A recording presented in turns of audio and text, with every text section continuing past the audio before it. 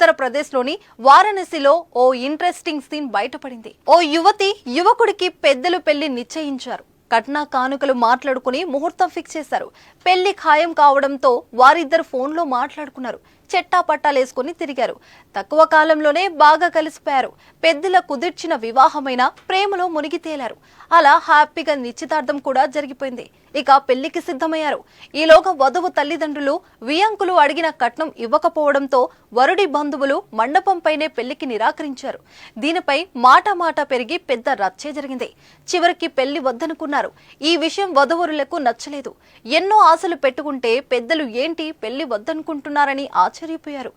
ఎలా అయినా పెళ్లి చేసుకోవాలని వరుడు భావించాడు. అనుకున్నదే తడువుగా తన ఫ్రెండ్ బైక్ తీసుకుని సినిమా రేంజ్ లో వధువుని తీసుకుని అక్కడి నుంచి పారిపోయాడు. ఇలా పారిపోయి దగ్గరలోని ఓ ఆలయానికి వెళ్లి పెళ్లి చేసుకున్నారు. ఈ వీడియోని వరుడి తరపు స్నేహితులు ఒకటి ఇన్స్టాగ్రామ్ లో పోస్ట్ చేయడంతో తెగ వైరల్ అవుతుంది. అదనపు కట్నం కోసం కాపురాలు కూల్చుకుంటున్న ఈ రోజుల్లో ఇష్టపడిన అమ్మాయి కోసం వరుడు తీసుకున్న నిర్ణయాన్ని అందరూ అభినందిస్తున్నారు. ఇలాంటి వరుడు భర్తగా కావాలంటూ పెళ్లి కాని అమ్మాయిలు తెగ కామెంట్స్ పెడుతున్నారు. మరికొందరు మాత్రం ఇంటికెళ్తే ఈ వరుడు పరిస్థితి ఏంటా అంటూ ఫన్నీ కామెంట్స్ పోస్ట్ చేస్తున్నారు.